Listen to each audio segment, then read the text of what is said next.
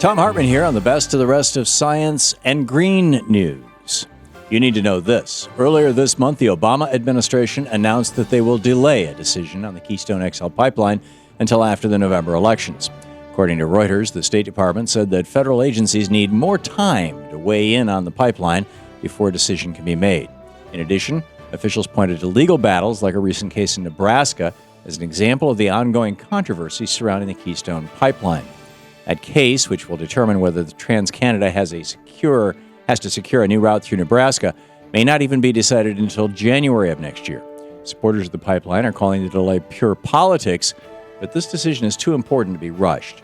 Environmental groups are still demanding that Keystone is blocked entirely, but in the meantime, they have declared the delay a temporary victory. Jamie Henn of the organization 350.org said, quote, "It's disappointing that President Obama doesn't have the courage to reject Keystone XL right now, but this is clearly another win for pipeline opponents," end quote. We've heard from scientists, economists, citizens, even former President Jimmy Carter, who all say that the Obama administration should reject the Keystone XL pipeline. If nothing else, this delay gives us more time to continue our fight against this toxic tar sands pipeline. For the sake of our environment, our nation, and our future, we must push the president to reject Keystone once and for all. Connecticut is one step closer to banning fracking wastewater from their state. Earlier this month, that state's Judiciary Committee approved a ban on the disposal or storage of the toxic byproduct, and the measure will soon be considered by the full state Senate. In support of that ban, activists delivered more than 5,600 signatures to Connecticut lawmakers, saying that residents don't want their state to become the next dumping ground for hydraulic fracturing waste. 3 similar bills were attempted last year but never made it out of committee. But this year's attempt, Senate Bill 327, looks like it actually has a good chance of becoming law. Although the Connecticut does not have natural gas deposits, residents worry that wastewater from thousands of drill sites in surrounding states could end up being stored or disposed of in their area. Other states like Massachusetts are considering similar bills, and Vermont enacted a ban against fracking wastewater in 2012. Even in states where gas drilling isn't an issue, residents don't want anything to do with this toxic waste. Hopefully, Senate Bill 327 makes it through Connecticut's legislature and that state's environment is safe from the dangers of fracking. Blind luck is the only thing preventing a huge asteroid from hitting Earth. According to former astronaut Ed Lu, our planet has been hit with 26 multi-kiloton explosions since 2001, all of which were due to asteroid impacts. The scientists and researchers who study space say that we need a sophisticated warning system to warn us about near-Earth objects. Those experts explain that asteroid impacts are not rare, but actually 3 to 10 times more common than previously thought.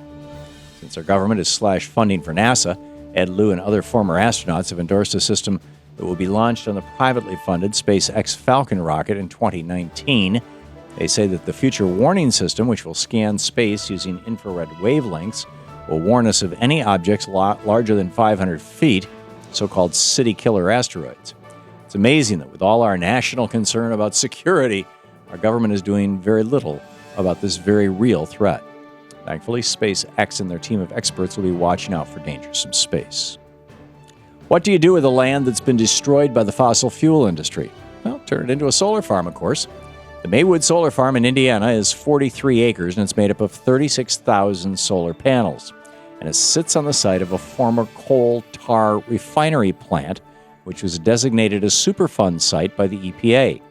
Back in the 1980s, environmental regulatory officials found that the groundwater beneath that plant was contaminated with dangerous chemicals and ruled that the property could no longer be used. However, thanks to the EPA's new Superfund redevelopment project, that land is now one of 85 renewable energy projects that together produce 507 million watts of clean, renewable power. And toxic sites in Georgia, North Carolina, and Massachusetts could soon be doing the same. It's nearly impossible to undo the damage that chemical plants and fossil fuel development does to our environment. But this is a great way to make use of the land that they've destroyed. We should be expanding this program all over the country and breathing new life into devastated land by building solar and wind plants in every area that these industries have destroyed. And finally, Beverly Hills has said no to fracking. Last week, one of the nation's most well-known zip codes passed an all-out ban on hydraulic fracturing and all related extreme drilling techniques. Their new bill is the first of its kind in the state of California, and it even prohibits activities outside the city that would drill for oil or gas underneath Beverly Hills. City Council member John Mersch explained, "We are exerting our power as a city to say that fracking is not a compatible land use in Beverly Hills." He added, "This issue goes beyond that. This is not a not in my backyard issue. It should not be in anyone's backyard."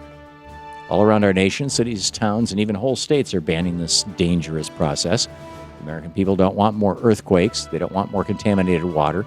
And that means they don't want any more drilling for natural gas. If Congress won't act to protect us from fracking, then slowly but surely we can protect ourselves, even if we have to do it one city at a time. And that's the way it is for the week of April 28th, 2014. I'm Thom Hartmann on Science and Green News.